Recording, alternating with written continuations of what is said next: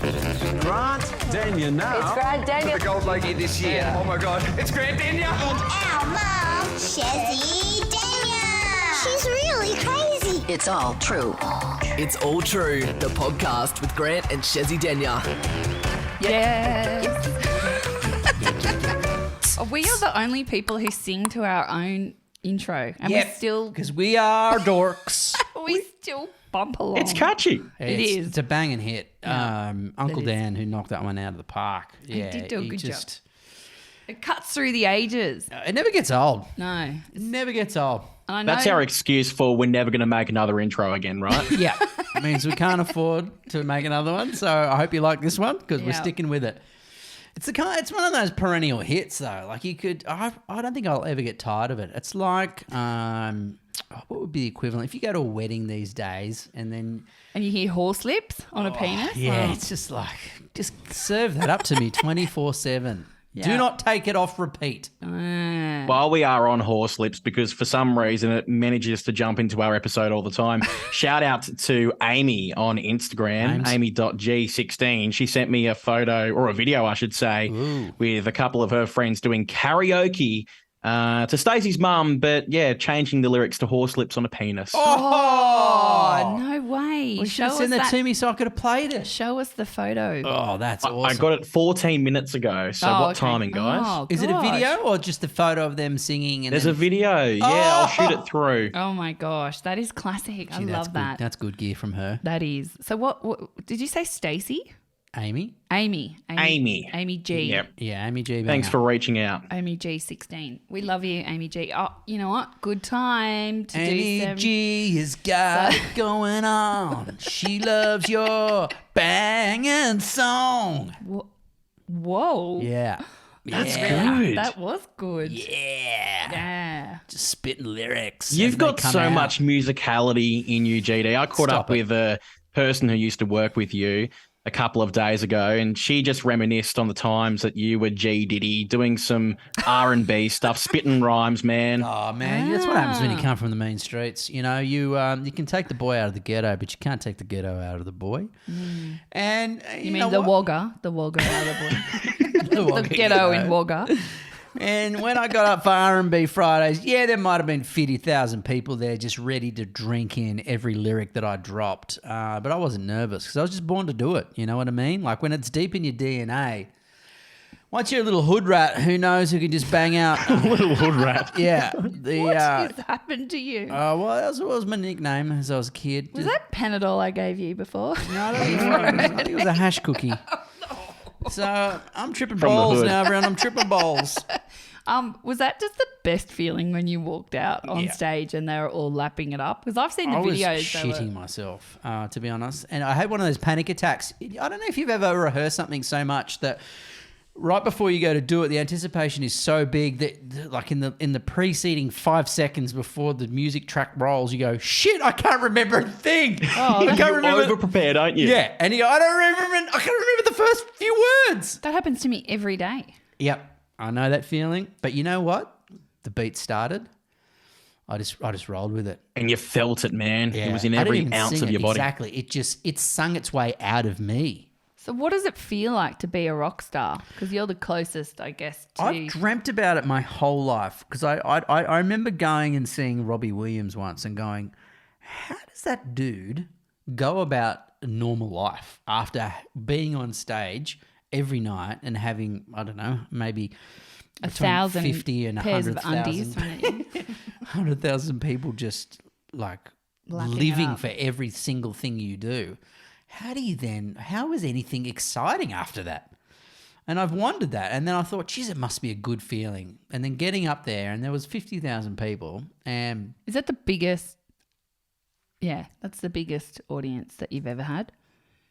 yeah, by about 49,500. No, remember when Bieber came to Sunrise and it was like jam-packed? There was a lot of people there. I couldn't tell how many people were there. And then. also One Direction when you emceed their thing.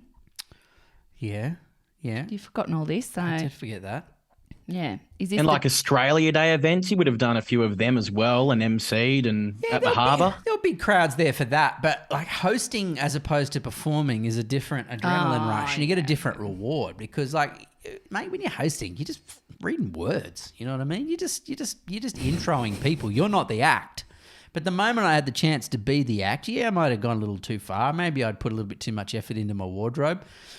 I think growing the rat's tail was really That was a nice touch. level. And the big wooden gold logie around my neck was a subtle touch. Although somewhat dangerous, because once you really start moving out there, wood's quite hard and it hits you in the nose when you're singing. But Nearly knocked your voice box out. mate, you can't risk the voice box when you're as big an act as I am. You got to insure that bad boy because that's. So when's your next big performance, GD? Well, I don't. I retired there and then. You know what I mean? Like nothing's going to one beat and that. done? Yeah, one and done for sure. Because nothing's going to beat that when a whole stadium's just chanting "G Diddy, G Diddy." You know what I mean? It was a big Magical. moment. We should get out the audio one day. It was incredible. It was good. Great feedback for our podcast. What's our podcast called again? It's all true. God. That wasn't Panadol, was it? He said he had a headache in his eye before we started, so that could have been. So an eye ache? Yeah, that's not even a headache if it's in your eye. I just thought maybe it was me talking too much again. Oh, this is from Chris and Tamika, and this is a great start out of our feedback section from our, what do we call these? Reviews. Chris and Tamika, this one's titled Auto AC. No, not again. They better not We're be. going back a couple of episodes here, but I'm so glad this has come up. Oh my God, I never knew what the auto function with the AC did. So I will try and now no longer to be a chezzy and just crank the AC fan up high. See? Welcome to the club. She's just realised how useful that the auto function is on AC. Kids, you don't need to adjust the fan speed. Just put that baby on auto, set your temperature, never touch the freaking thing again, whether it's summer or winter. Keep okay? reading the review. It's not time for next you to bit. put your own words in. But I'm with Grant overnight. Overnight AC what? has to be on 18 degrees so I can snuggle under the quilt. Oh, Aha! that's a bit cold. What, AC, yeah. That's Chris freezing. and Tamika, where are you living? Yeah, I said 21. I said 21 was And 20, they 20 said- at the lowest. Hold on, they're somewhere hot. See, overnight the AC on 8. I was talking Again, it doesn't about. matter. It's going to I get. was It doesn't talking matter about what the the outside heater. temperature is. It's going to I get was at talking- 18. But I don't put the AC on. I put the heater on to 21. That's the difference in the Winter. the devil's in the detail. Love your show. It's always entertaining and insightful. Can it be moved into the educational sections? I don't know why I find that so funny. It is changing the world 1 degree at a time on people's heaters in their cars. Okay, I've got one here, and you also have a very long one that I text you, Grant. 20 Lily 06. Wills? I love your podcast. Haven't laughed so much in years. Thanks for the laughs and the content. So very honest and true. Look forward to many more episodes and laughs. And there's 3 emojis. I don't know what they are, but they're like a laugh on the side. A The laugh. sideways laugh. Yeah, is that With hysterical? the eyes squinted. I like I that think one. you've sort of thrown your neck into it. It was a really good laugh. Yeah. The straight laugh and then a sweat. Woo. Yeah, got to cool off after all that laughing. I don't think it's a sweat. I think it's just a mild laugh emoji. No, isn't that's sweat coming off the brow? I don't think so. I've got one here from, my wife. She sent it to me. But this is from Shannon K, 1993. It says, thank you. From the bottom of my heart, thank you. Gee, that's a good start. It's a nice, strong start. It's beautiful, Shannon. Come on, George has got reviews too. Thank you for promoting sobriety at times throughout life. I have firsthand lived and firsthand seen what alcohol can do to individuals, families and communities. It can be such a taboo subject to suggest sobriety and labelled as the norm to drink in our culture. So thank you for discussing this and allowing others to hear that this too can be normal, to have breaks and to practice some sobriety in life. I took a break from drinking at 23 and for my own personal choices decided to continue. And I'm now going for 5 years. Well done. Whoa. Awesome effort. I need a big stick. There we go. Annoying. It changed my life and mental health in many ways. For someone as young as George to discuss this topic is admirable and potentially very eye-opening for others. I still go out sober with friends and can still enjoy many events without a drink, just as George has mentioned. Throughout your podcasts, I've heard many important normal life yet potentially taboo subjects brought up, and this is so valuable for others to hear. This has allowed people like myself to hear that this too is normal for others to go through life. I began listening when I was post-baby number 1 and had horrendous PNA, postnatal anxiety. I would wait weekly for a podcast to come out, and I enjoyed it when it did. Oh, Wow. Thank you, Shannon. that was lovely. Thank you, Shannon. That's a really great review. It's a beautiful, heartfelt. That took a lot of time to write. Yeah. Oh, We bless. appreciate it. See, mate, George has got some reviews too. you're a bloody leader. You're a leader in the Yeah. community. Yeah, that's it. We're the leading podcast, but not number 1 in the top charts. We're just leading, though, if that makes sense. Mate, if we're in the educational section, though, we'd be killing it. Do you know, let's we be honest. cross We're in our own boundaries. section. We cross boundaries. We're gender benders. educational. We're Yep. Yep. George. Okay, on that, here's one from Shell. Aussie fun, 5 stars. I've been in Canada. For 6 months visiting family, and I just love how this podcast reminds me of everything I love about being Aussie and living in the greatest country in the world. Keep up the great work. Cheers. Yes. Aw. Bloody best country. And you got another Yeah, one. and don't Mum you, Life 22, sorry. Fantastic podcast. 5 stars once again. Love listening to you guys on the way to work. I'm a hairdresser and I just crack up explaining your podcast to everyone and how funny you all are. Tell all my clients to listen. I can definitely relate to some of the things that Shezzy has done. Maybe swinging off balconies. You never know. What a crack up. Love, love, love it. Keep killing it, guys. Oh, that's so good. I We love got that. an important guest on today. Yes. You remember how we kicked around, I think it was the last episode, we talked about one of the new players in the social media territory, which is called We Are 8. Yep. Remember we were talking about the pros and cons of I social remember. media? Yeah. And we've spoken about a lot of stuff and we've always said, let's get them on next week. Well, Funnily enough, we must have employed someone who can do something because Oh, we've got that person. So we've got We Are 8 founder and CEO Sue Fennessy. Now, she was born in Australia and she's a tech entrepreneur and the person behind We Are 8. that is so cool. Yep. Because it's supposed to be taking the world by storm. It's a game And changer. and she came from Australia. Yeah. So Came from represent. Victoria, I think. Yeah, she's a Melbourne girl. That's so So cool. she's now transforming social media in a way that is free from hate, good for the planet, and puts money in people's wallets. It's an extraordinary concept. Yeah, so I downloaded it during the week, and Sailor and I had a bit of a play, and it was pretty cool actually. I think we earned 30 cents from watching different videos. And So that would explain why you both have golden microphones and golden headphones now. You're just getting loaded on this app. What? I'm wearing a grill now in my teeth. Oh, I see what you mean. Just diamonds. I was thinking that was a level on where I ate because I'm still like navigating it. But yeah, and Sailor wanted us to say thank you to Sue for creating this because Sailor's learning about climate and the environment and she was able to donate her money that she earned from watching these videos to the Great Barrier Reef something. Save the Turtle Fund or something. No, it's a Great Barrier Reef. Save Fund the or reef. something, Save and- the reef, Yeah. And then another big organisation, Unicef. Oh, how's my brain? So we're waiting for Sue to call in. So she's calling in from the UK. I think I've heard of it. Oh. Yeah. Thanks for pointing that out. They're on a She's calling different in from the time UK. zone. Oh, God. Oh, what's the go? Goes What's on the go? there. What time is it over there? 7 a.m. maybe? Very Okay. early on. Yeah, very early. But she's got an active brain, so she'd be one of those go-getters that's up at 4 a.m. She'll put in a gym session, no doubt, just to get her body and mind as one See, before that she goes just- and conquers the world. that makes me feel like I will never be that level ever because Let's ask her. Yeah. How do you become some sort of pioneer of groundbreaking technology and a world leader? do you need to wake up at 4 a.m. and go to the gym?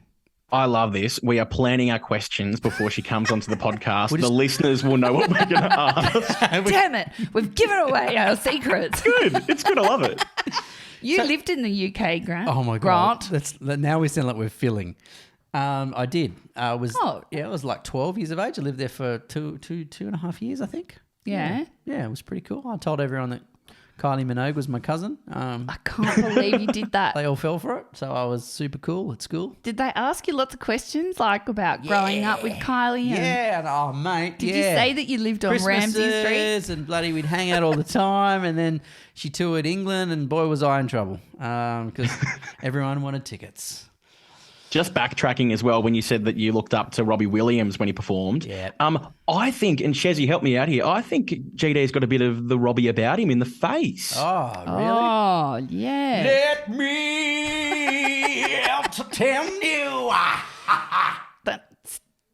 He does not sound like that at all. I don't know. I got a little bit vampire-y towards the end of that. I was thinking that you were like, Yeah. what's that show that you love that you wanted to be Frankenfurter? A Rocky Horror Picture Show. I was just picturing you like dressed up. I'm just a sweet transvestite from transsexual Transylvania. Like, I feel like it's somewhat disturbing What? that you do that so well. George and I are going to write our own musical. It's All True, the musical. We will be the writers and stars, creators of this and makeup artists. I in can't this. wait. I can imagine what my role will be.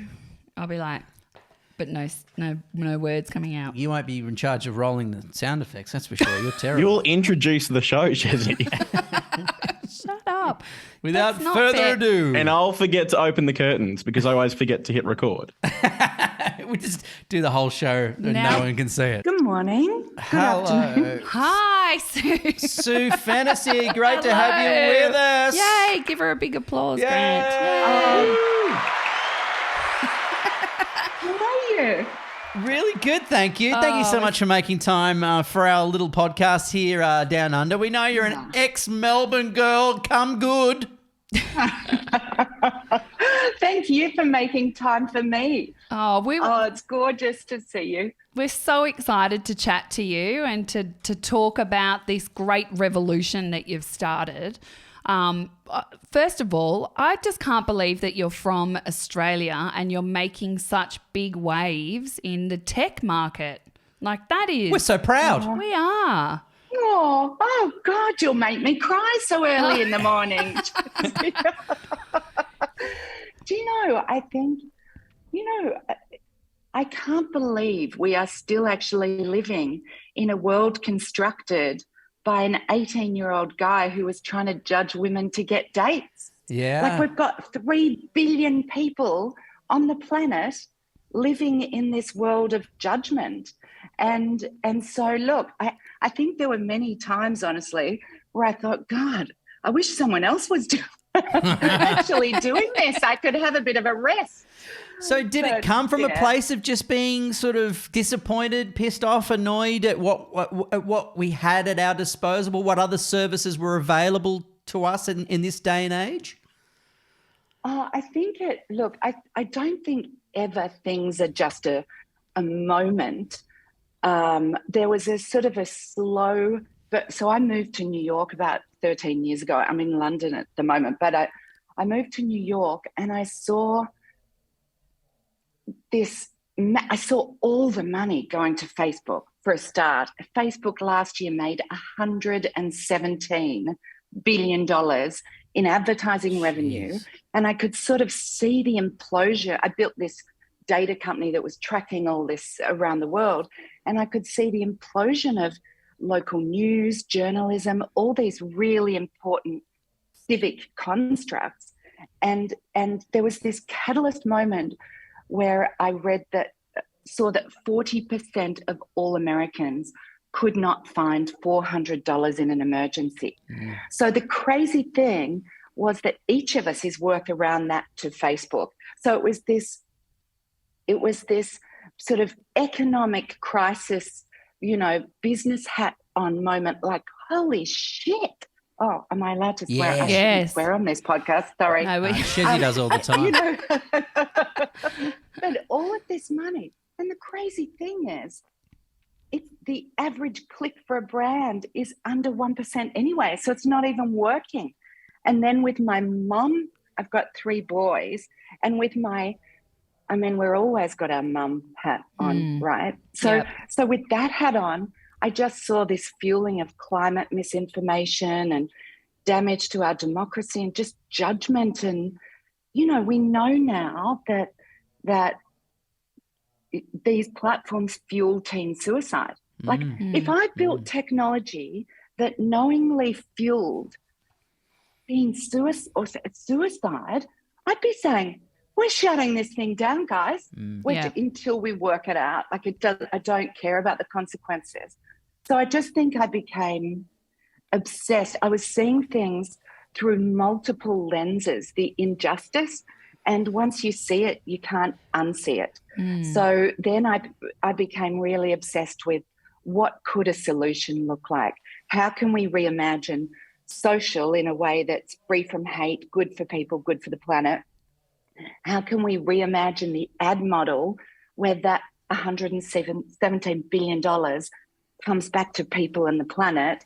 And how can we just make the future of social actually social instead of antisocial? And it's beautiful, and And we it is. are And we that- are was created as a result. And as parents, we want to say thank you, because we have 2 very precious little minds, souls, and hearts that are now We've got 3 actually. 3.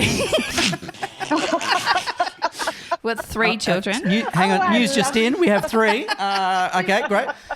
That is so beautiful. Can I just say, this is what, half the time as parents and working, you're hanging on by your fingernails balancing everything, right? Yeah. I once called, I can't believe this is public, but I actually called after I had my first son. I was in the street and he was about 2 weeks old. And someone said to me, "Oh, God, he's so beautiful. What's his name?" And I said, "John." And that's not his name. His name's actually Nick. So, Grant, I'm with you. Thank you. You just got to go with what you got. John's fine. You can call me John for the rest of this interview. I don't have a problem with that. Look, I kind of thank you for stepping up and changing the face of social media, because little ones are so precious, and I want my kids to feel connected. I want them to feel a part of a broader community that's just not this household, that's not just this street, that's not just this suburb, that's not just their school.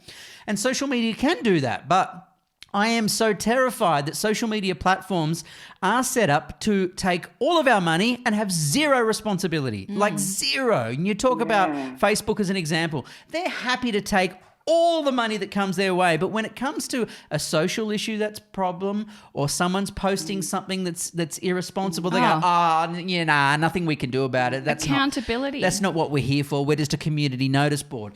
No. You can't take all the cream and not stand for something and have some sort of social responsibility. So thank you for We Are 8, because that's exactly what you do. Yeah.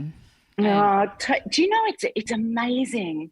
Thank you, firstly. Really, look, we're obsessed with making it fun and neat to bring people together in a way that feels really joyful, because the hate on social, the algorithms are built to take us to our lowest common denominator.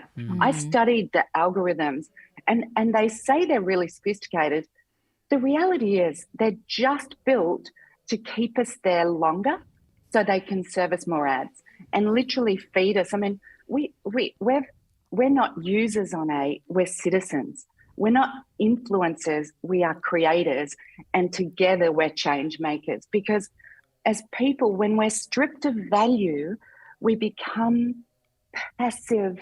We don't feel our value. So on quite a deep level, it's about this sort of awakening of us as valuable human beings that have the collective power to solve the biggest problems. And when we come together to solve them, they're actually much easier than we imagine. We were looking at the Aussie numbers, and there's 21 million social media users today in Oz. Wow. if they were when they spend just 8 minutes a day on 8 and 2 minutes of those watching ads, that over $300 million will go back to citizens that they can pay forward to the charities they love. Oh my God. And over 20, I know, in 1 month. Wow. In 1 month, and 25 million to a charity. So the crazy thing is, in 8 minutes a day, we have the power to make more change than we imagine. And that's just on the redirecting the money side.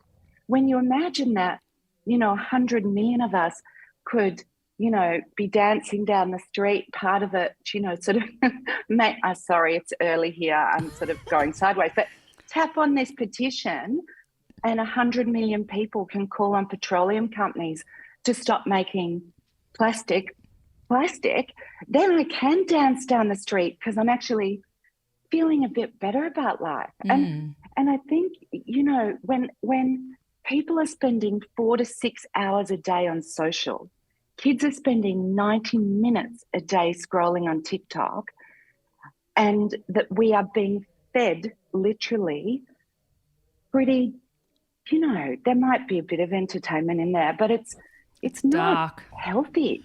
Yeah. It's dark. You must be, are you getting, and maybe I'm like, I've watched too many Sleep. movies. No, yeah. No, what is sleep?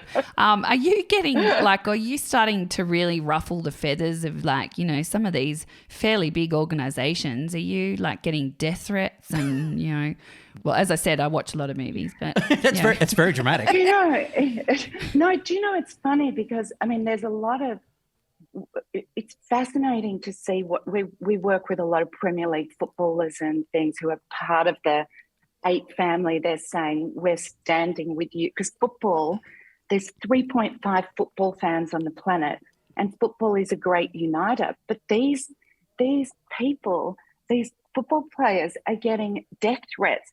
One player received 400 literal death threats on his DMs last week, and his family was receiving death threats because he missed a goal. Oh and my so God. the platforms hide behind freedom of speech. That is just complete shit. Yeah. They are fueling hate speech. Yeah. And through AI, moderation, infrastructure, we've got a commitment to zero tolerance, and you can't be anonymous on 8, which is kind of the first step. But one of them did a tweet the other day, and someone wrote, "At Sue Fennessy, go and die." Right? People, they don't know me. But that makes people feel awful. Yeah. It's just this. We've got to stop this. Yeah. Have you put, no doubt you have, because you've been disrupting the industry for 30 years now, creating, pioneering different products. If we put our sort of long forecast hats on, it scares me because this technology hasn't been around really that long. We don't really understand the potential long-term damage of extreme social media use on ourselves. We're just biologically not designed to receive so much negativity, do so much comparison. We go to extremes where elections can be completely thrown by social media platforms. Totally. Now our democracy is now up for grabs.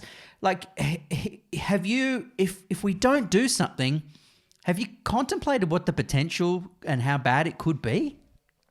So that's what's been driving me for 7 years, Grant, because when we were looking at the US data, we saw very early, I sounded like a really old Greta then, don't you realize we have 15 years until the damage we've done to the planet is irreversible?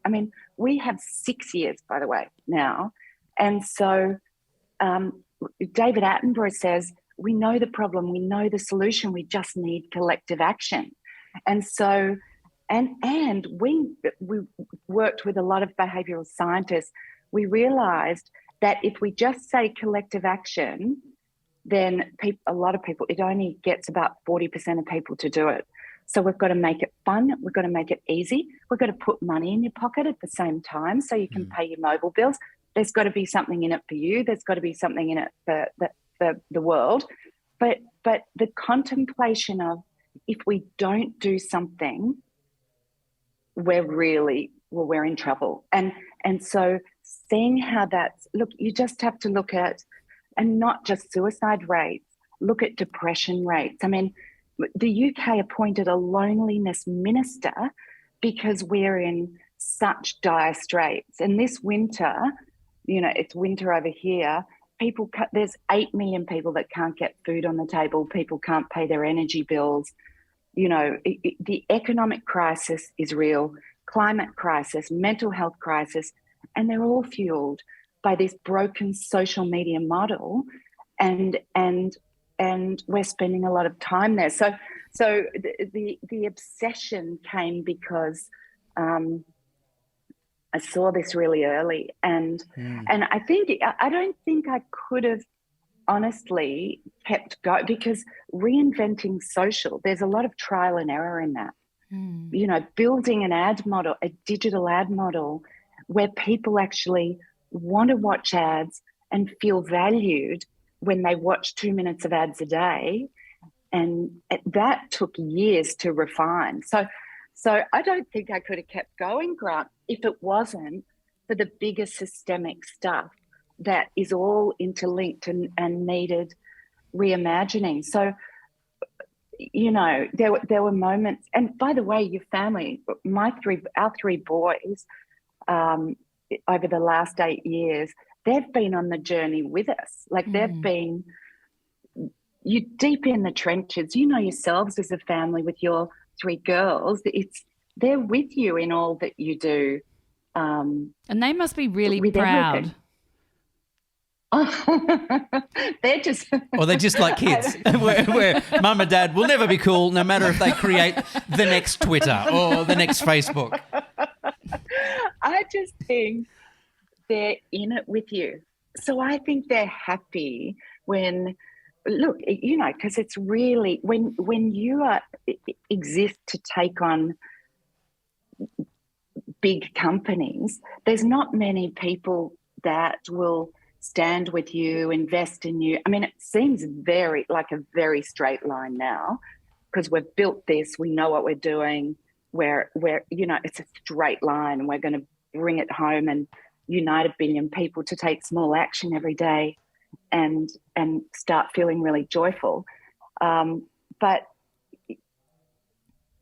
in the early days, I don't think it's so obvious. So when you're trying to raise money, I remember tucking my kids in, and my kids, our kids were this, I love that. I know that bedtime, bath time, and they're bigger now, 17 and twin 14. So they're bigger. But in the early days, I'd get home, I'd leave really early, but I'd get home and I'd love that crazy time actually, because it really grounded me, even though it was exhausting and bloody full on and everything. I just sort of loved it because my heart needed it. Yeah. And I remember sitting on Jake's bed one night and just reading a story and stuff, and I must have just been looking out to outer space or something, and he said to me, "Financial troubles, Mum?" Wow. And I just said, "Oh, darling, no." And he said, "I know you're raising money for this. I just want to say you're going to do it. You're going to do it." And he was about 6 at the time. So, and by the way, we are fucking going to do it. Yes. Oh, sorry. We are going to do it. And so I think, and at that time, because I couldn't raise money, I had to borrow $5 million at a 25% interest rate because I couldn't get it from the bank. Wow. By the way, I've paid it back in full now. Yes. Well, 25%, where'd you get it from? A local bookkeeper? Some pretty amazing people who said, "I want you to take this money, but we can get a 20% return in other places, so this is the only option." I had to do it quite quickly. The reality is, look, it's thank God I've paid it back, Grant, by the way. I feel like I can breathe. Congratulations. Yeah. Thanks. I sold another business, which thank God it sort of gave us the framework to breathe. But I said to James, my husband, I don't give a shit if we've got to live in a caravan. if we don't give this a red hot go and just give it everything, I can't live with myself. Yeah. So it became that upset. I don't mean to sound, you're like passionate. this. It is No, early but on a Monday morning. But I just think we've got to change the status quo. And now we've got, massive media companies and lots of amazing people on our side. So I'm feeling optimistic now, because now it's just bring it home. We've got Premier League football players. We've got amazing people who are saying, yes, bring it home. Incredible media companies. Because social destroyed. It's such a great idea. And it's just so, it is so needed. What's the end goal? Yeah, I think, well, look, 1 billion people coming together. And by the way, stay on the other platforms. Just come here for 8 minutes a day. So we're launching this friend feed, and it's pure friends. No algorithms, no ads, no interruption, just pure friends. Hallelujah! You've got no friends.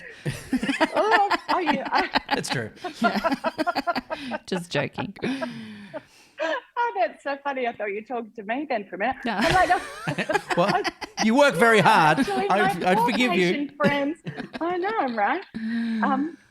But the beautiful thing about that is it's real friendship. Is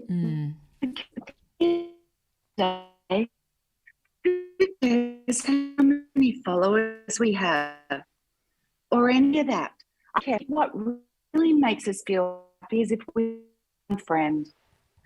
If we have one friend and we're seeing our friends every day, and then the 8th stage is built to unite us and elevate us.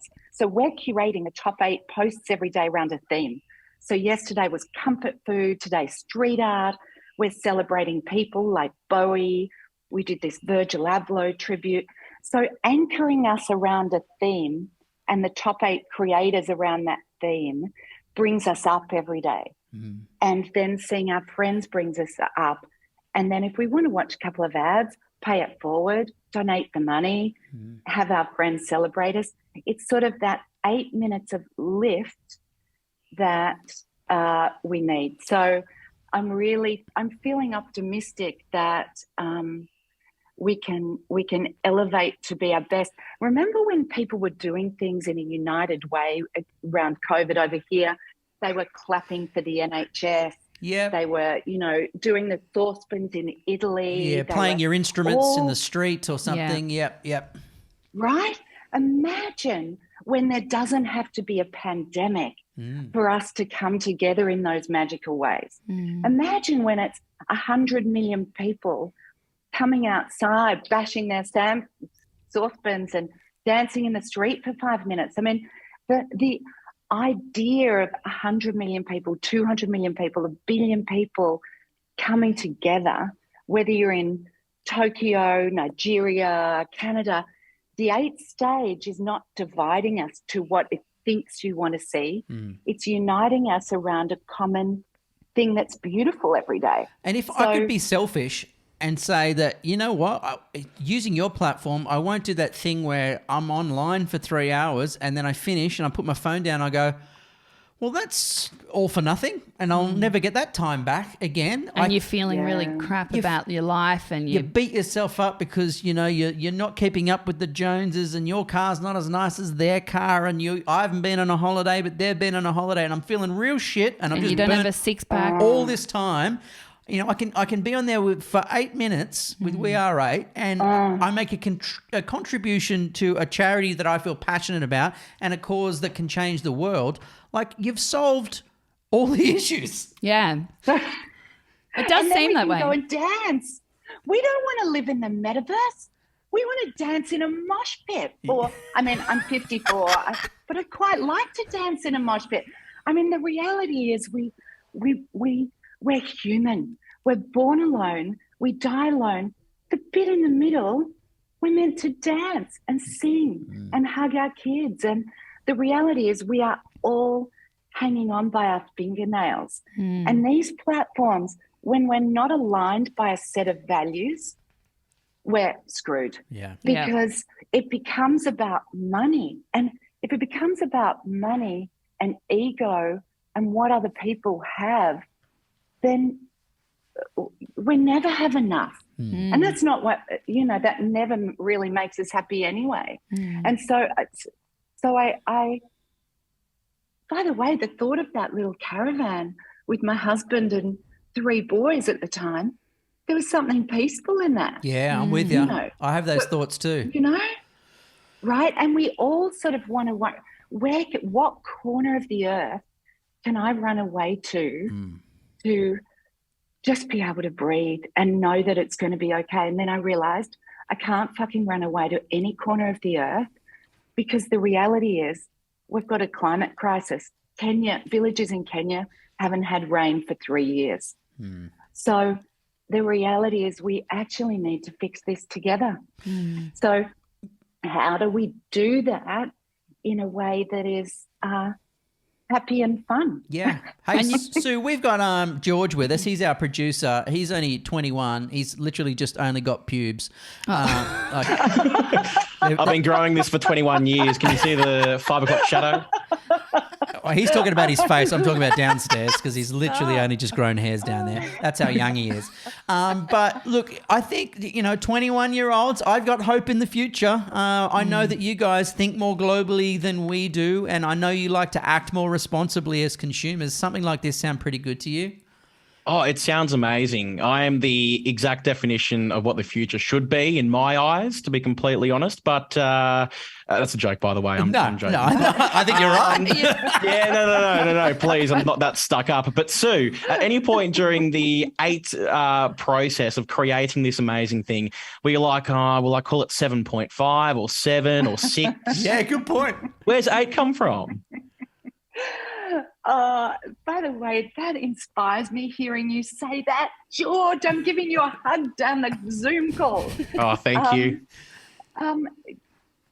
Because I can't wait to see, when you create a new system, what your generation does with it, right? Because it's 5% of our money, by the way, the ad money goes back to a creative fund, 50% goes back to citizens, 5% to carbon offset and stuff.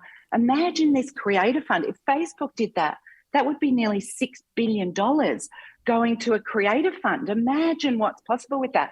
The 8 is the infinite. Well, it's the only number that's bigger than Google, and I'm kind of competitive.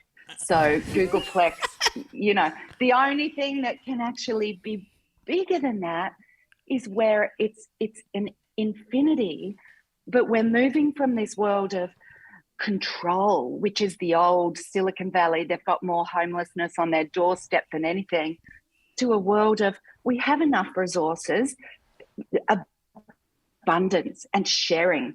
So when you just become a funnel for the money to come back to people and creators and the planet and causes and stuff, it becomes infinitely more beautiful and abundant. And I know that sounds sort of woo-woo, but it's the whole idea. If there was a big bang moment like 14 billion years ago, then we're all still just connected. And the amazing Sarah Wilson, who's one of our 8 family, wrote a book, and I read that 60% of our DNA is the same as a banana. So we're disconnected. So when we come back together, all the plants, all the animals, each other, we're all part of this rippling thing. Have you ever had that thing where you don't have to send someone an email or a text?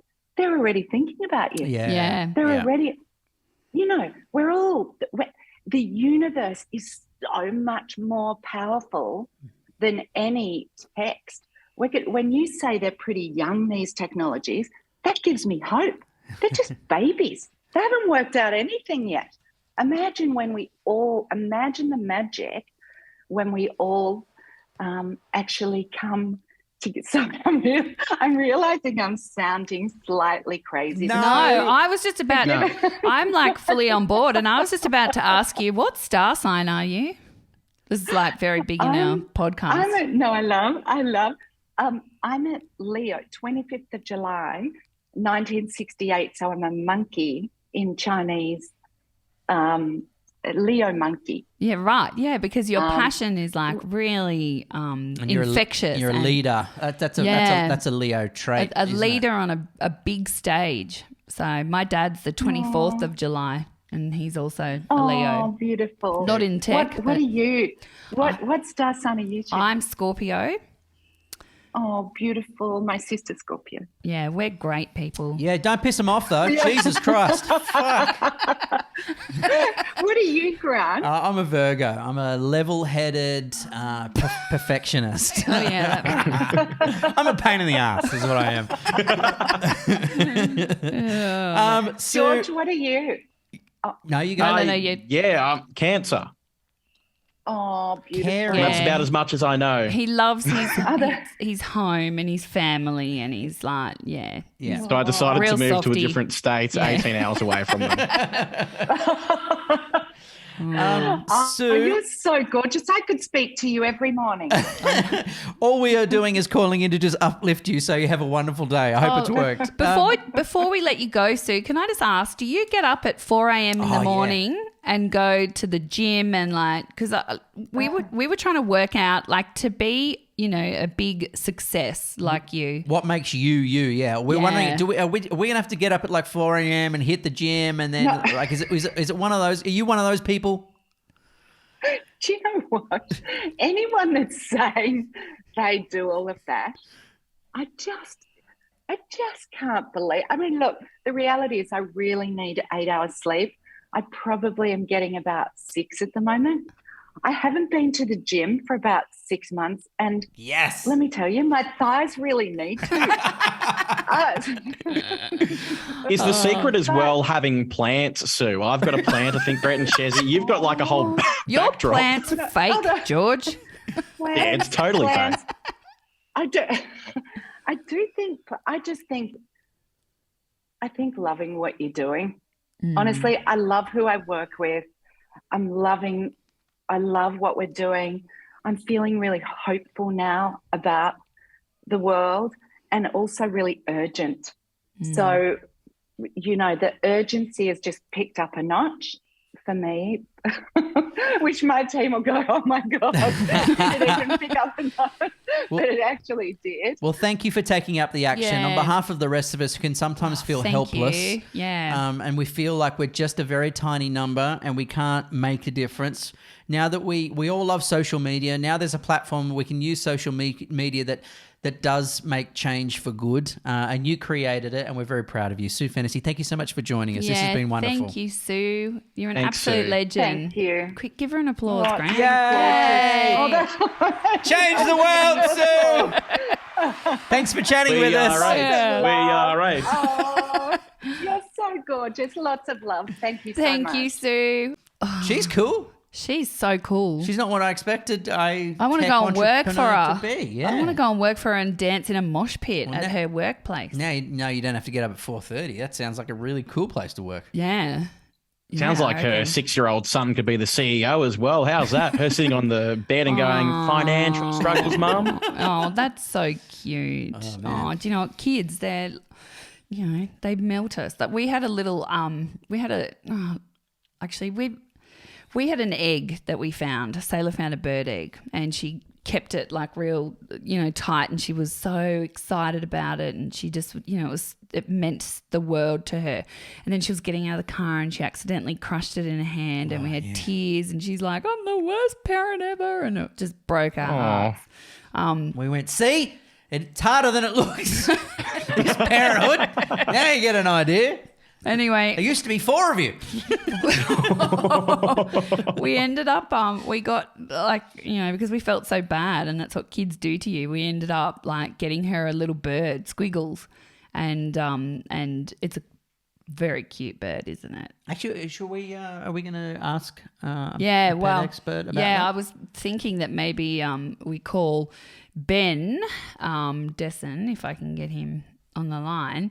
He helped sell us this bird, and he He's pretty good with kids and pets. He's great with kids and If you're ever pets, kicking this idea around as what to get, because we've talked about it for ages and none of us could decide. So Like trying to find the right pet We went for through the snakes, owner, or bloody lizards, dogs, birds. oh, it's ringing. Yeah, we. Hey, Chelsea, how are you? Hey Ben, good, thank you. You are on the. Oh, now I've forgotten the name of the podcast. The I It's think All live True. across Australia right now. Yeah. G'day, Ben. It's Grant and also George Sorry, here, Ben. my friend. Hey, guys, how are we all? Yeah, really good. Mate, we're just talking That's pets good. and kids, and we're just sort of talking about our new little birdie that's the pride and place and joy of the house at the moment. Oh, she's taken to the entire family except for Scout. Scout's not Aw. happy. Yeah, little squiggles. She is so cute, but I think she thinks she's a dog. She's been digging in the seeds and flicking seeds everywhere. Is that normal? Yeah, look, it is definitely normal. The little budgies, they love to get in amongst the seed, and they're little foragers. So what they'll do is they'll get in there and they flick the seed all over the place, sort of looking for the perfect little seed to eat. So is it making a bit of a mess? Like, is she flicking it all over the ground? Or Yeah, she's in our. Yeah. She's outside this podcast studio, and we got seed all through the It's carpet. like she and- showers in it. Like she's just digging that much, it's just flying everywhere. It's pretty funny to watch. Yeah. So what does that kind of is that like a behavioural trait from when they would have foraged for food just on the ground or in shrubs or something?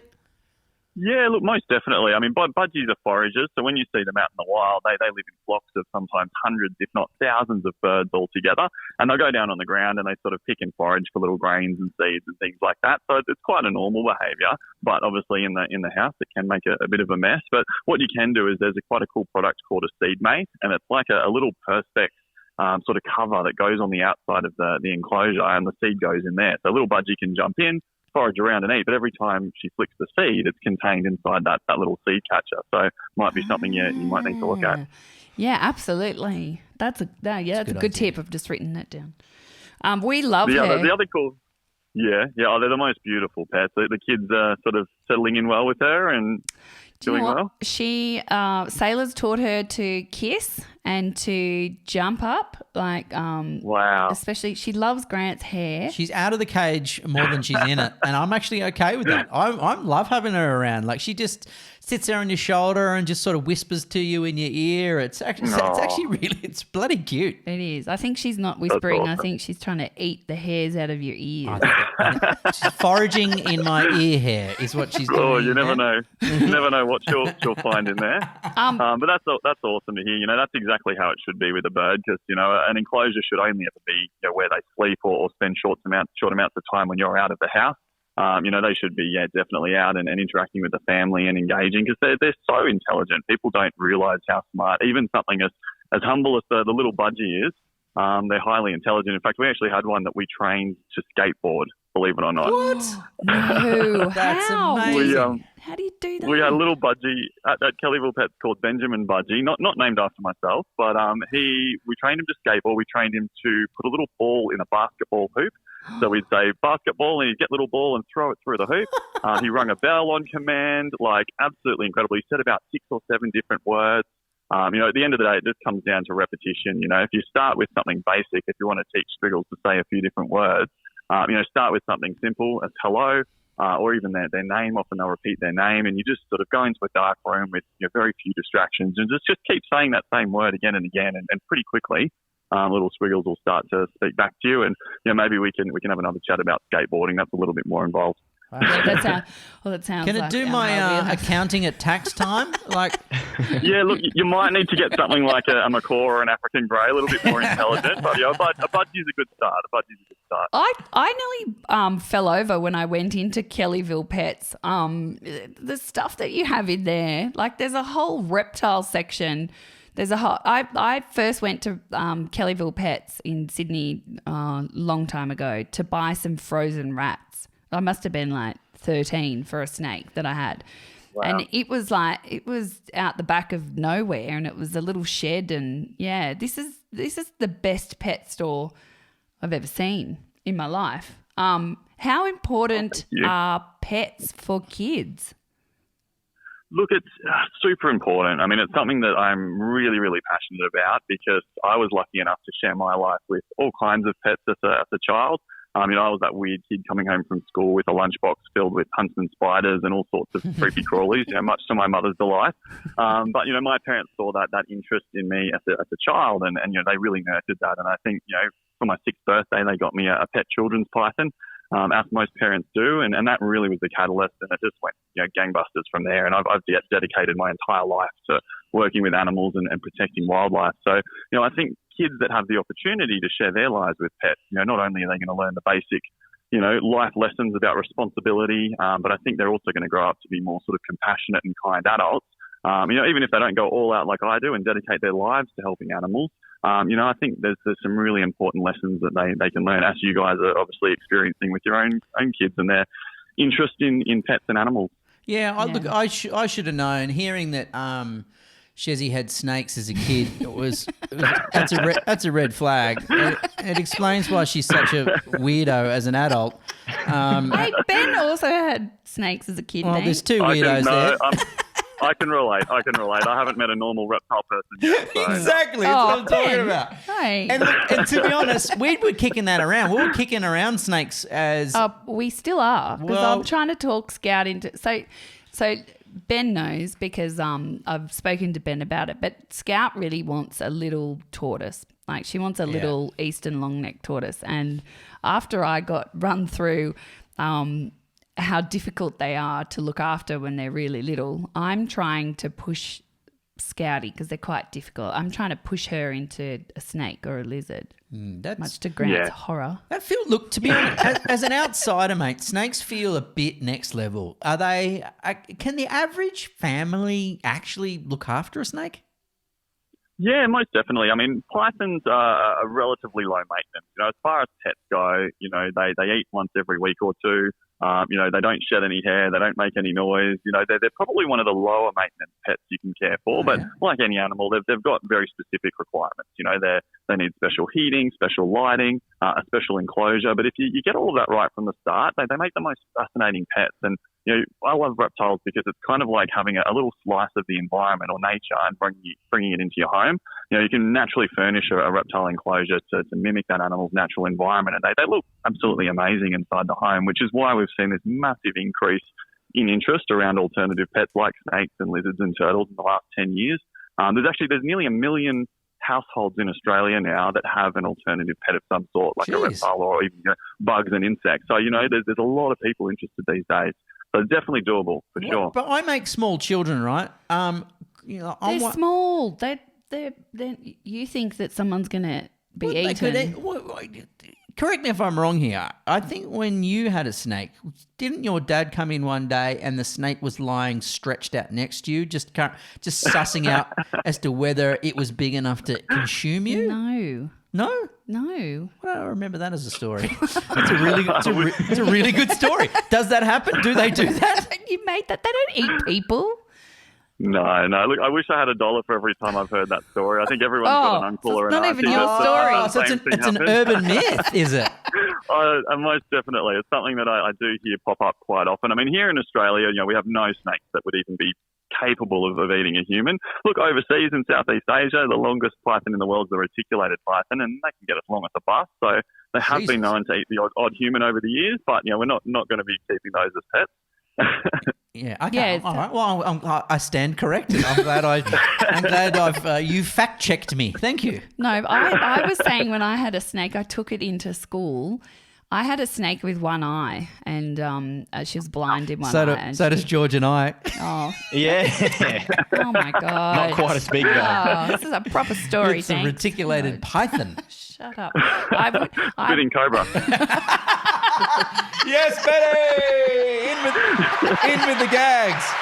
Oh, that's just totally ruined my story. That's awesome work. Yeah, one-eyed snake. I had a snake. I took it into science one day, and I was showing everyone, and then it wrapped around my neck, and it was only kind of new, and she was 6 foot, Chelsea, the python, and when her tail went around my neck, she just started squeezing just around, my neck, and I couldn't get her off. And so everybody else in my class was so petrified that they were all looking at me, all standing back going, what do we do? And I'm like trying to put my fingers between her skin and your neck. Yeah, I was trying to put my fingers, so that I could try and pry her off. But she was just, very comfortable there. And I'm like, call my dad. And they're like, oh my God. And so they're off like running, calling my dad. And it wasn't an emergency, but I just couldn't pry her off. So You're only little. But she was she was big. She was like 30 years old or something. Like it was. Wow. In a survival situation, Ben, if a python just happens to wrap around my neck, what do I do? Good point. Good question. Yeah, look, I mean, for starters, I'd have to ask how you got into that position in the first place. If you're out, I was out breaking wild, into you've got to Australia take so her to out. catch up with Bindi. Right. Yep, that makes perfect sense. Perfect sense. Yeah, look, larger pythons are incredibly powerful. So, if you did have one around your neck, you would hope that you're at a zoo or handling someone's pet that's quite friendly. And look, snakes never see us as a source of food. So they really only bite or constrict for two reasons. If they're scared or feel threatened, or if they see you as a source of food. So most likely if you get a nip from a snake or they wrap you up, it's because they might smell a food item on you if you've been preparing or defrosting the wraps before you feed them, and they get a good whiff of that. They might give you a bit of a squeeze or a nip, but you can generally unwrap them quite easily. Or sometimes you can even flush them under a bit of tap water, and that startles them and they sort of let go. But it's not to scare people, because what we'd recommend is if you're going to start with a pet snake, go small. There's some very small species of python that get to no larger than a metre. Children's pythons, spotted pythons are a good example. And they're absolutely brilliant. I'd recommend them for kids any day of the week. And, I got one as a 6-year-old, and I had that snake for something like 26 years before she passed away. And I was, very, very lucky to have that beautiful animal. I think Shezzy's dad beautiful. got her a snake because he believed that would keep the boys away. Oh, that's what you keep telling these stories. Where are you getting these stories From your dad, who said, do you know what the boys biggest will stay away if she's into Do you know what the biggest draw card for teenage boys is? What? A girl that has a pet snake. I don't think so. Yeah. I think you're lying. Hey Ben, what's some tips for parents who have kids who might be considering pets? Yeah, it's a big decision where to go. He's written a whole book. Oh shit, I didn't know that. Yeah, give yourself a plug, Ben. What's your book called? Yeah, it's called the Ultimate Pet Handbook, and it's a book that I wrote that I wish I had as a young animal lover growing up. So, every day of the week I meet young, passionate children that want to share their lives with pets and animals, but they don't always know where to start, or, maybe mum and dad are a bit of a roadblock for them, saying, no, you're not going to be responsible, you're not going to look after it. And it basically steps the kids through that entire process about doing it responsibly, doing your research, where do you ethically source a pet from, how do you set it up properly at home. There's over 25 pet profiles in the book that cover all of the common pets, dogs, cats, rabbits, guinea pigs, but then there's also all of the more alternative and unusual pets like your reptiles. So I think Scout might have grabbed a copy when she was at Kellyville Pets, and I'd love to get any feedback that she might have. Oh, she's hidden it on us. She won't let us find it. She the girls were a bit funny, weren't they? Like Scatty was like a bit. The whole world had opened up to them. I think they thought pets was like a very limited options of what you could have. So they kind of now realise it's limitless. all the book, and Sailor really thought that Nathan was very helpful. Remember, she told us several times. Yeah, he loves his birds. Lovely. Yeah. Yeah, no, our team are very, very passionate, that's for sure. And hopefully she's working on her pet proposal. There's a template at the end of the book where the kids can actually pitch their pet proposal, and there's a budget that they can fill out to make sure that they're, going to step up and do a few more chores around the house to help contribute financially, because there's a lot that you need to consider when you're looking at sharing your life with a pet. What a great idea, pet proposal. Because I think you had to lobby your parents, didn't you, for a year? Yeah, for a year to get a pet. You had to do presentations in front of them to describe why you were worthy. Did you have pets as a kid, Grant? We had a couple of dogs, yeah. Yeah. Oh, I had a Mexican walking fish as well. What are they called? Axolotl. Oh, the axolotl. Axolotl. Yeah. That's a ugly animal. Yeah, that's a. They're hard work. You've got to clean out the tank all the time. It was hard work. Feed them and mints. my mum was too terrified of it, so it was all down to me. But I had him for a long time. Yeah, I sort of feed mints down into him and bits of bacon on skewers. Yeah, I never took him for a walk down the street though. But he was pretty cool. Did you have a pet, George? Well, you've got a... I've got a pet. Yeah, I've got a toy cavoodle, Theodore. But, dogs all my life. Do you have a manly pet, though? Grant. We did speak about the one-eyed python earlier too. Just because you take it out around the streets of Rockhampton, just saying, "Hey, would you like to pat my It's got me into python?" some trouble. Yeah. Oh my God. Oh, Ben, where can people find you? Like, give yourself another plug on socials. Your address. on the socials. So yeah, Ben Desson on Instagram, TikTok, Facebook, and they can jump on my website bendesson.com.au and grab copies of the book directly, or in any good bookstore as well. bendesson.com.au, because I know it is a bit of a scary prospect for a parent when your kid comes to you and goes, "I want a pet." You know, we're tired, we're busy, we're struggling to pay bills, life's hectic. You know, you don't sometimes feel like you can add another element into your life. You don't feel like you got room for it. But like you were saying, the benefit is so beautiful for young children that it's, don't neglect the idea. Like squiggles. Yeah, and I think there really is a pet for everyone as well. You know, if you are living a busy lifestyle and maybe budget's a bit tight, there's things like stick insects that cost $15 or $20. You feed them gum leaves that everyone has access to, and it's a good starting point because it's easy, it's low maintenance, but it does teach kids that responsibility, and then you can step up to a snake from there. And it's really nice having something to talk to. Like, I do have Grant, but he's not as responsive as Squiggles. I'm too busy digging through my box of seed and throwing it all around the house. No, when I walk past the cat, like her little cage, and she tries to get my attention. She calls and out to you. It's cute. Yeah, Having really sweet. that little chirp in the background creates this kind of nice little cacophony of sound and noises that brings the house to life. It's a lovely addition. Yeah, it is nice. Yeah, they're very sweet. Yeah. Definitely. No, so glad. Thank you, Ben. Thank you, Ben, for your time. Nice, We Ben. appreciate Legend. that. Thank you. Not a problem. Any pet questions, let me know anytime. Happy to help. Kellyville Pets, that's the name of the business, isn't it? Yep. That's correct. All Thanks, guys. Or find him online. Thanks for calling, mate. Thanks. Talk to you next time. No worries. See you, Ben. Catch you later. Cheers, Bye. He's a good operator. Yeah. Lovely dude. I really reckon we should get a It's All True pet python, or just one of those lizards that sits on your shoulder. What are they? A bearded dragon. Oh, yes. Yeah. Because they are so easy to look after. Like, they're so easy. You go to, the pet stores now, and they have the whole setup. You sign up for a license because you need a reptile keeper's license, and that guy could have. What his about own a TV frilled show. neck lizard as Oh, well? They look yeah. like a tiger. They're Classic. pretty cool. Yeah. So Australian. No, probably. What about a Komodo dragon? No. Could we have a Komodo dragon? No. Yeah, big goanna. You have to feed them like a goat leg, and no, and if they it'd be bite like Jurassic Park, man. Yeah, can we have a Tyrannosaurus Rex? Velociraptor. Yes. Well, maybe if you get on We Are 8 and start earning some money, you might be able to buy one. That is cool, isn't it? Would you? That is cool. Would you just watch an ad, like if you were using social media and you just had to sit through a 15-second ad and then maybe answer 3 quick questions, and knowing that that's just earned you money, like actual money, and money goes to charity? Would you do that? Yeah.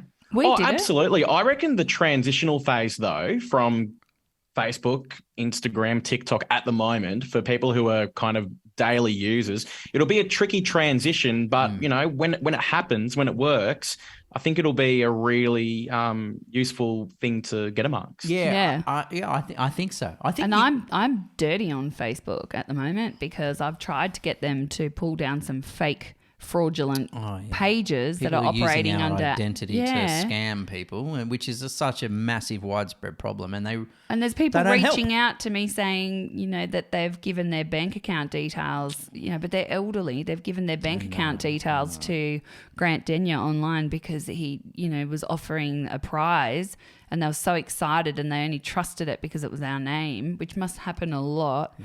And Facebook have said, no, I'm sorry, it doesn't go against our community guidelines. So please know we are trying. We know these things are out there. Please do not give your bank details if you see an account proclaiming to be us offering something. We know we're not after your money.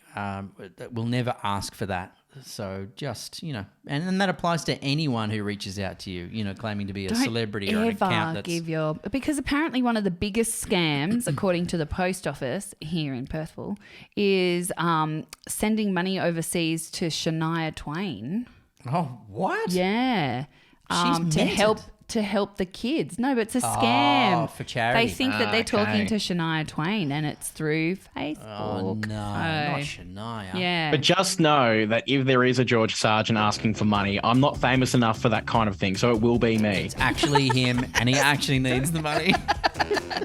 Maybe you No, could don't. go I'll and never buy do a that. pet. Friday beers. For Friday beers, guys. Bit short. That was a Thanks good for your chat. company. Thanks, everyone. It's all true. It was really nice to chat Yeah. to Sue and find out that I've actually got 3 children. We've all learned a lot today, everyone. See you next time. Be true. Bye. It's All True, the podcast with Grant and Shezzy Denya. Bye bye.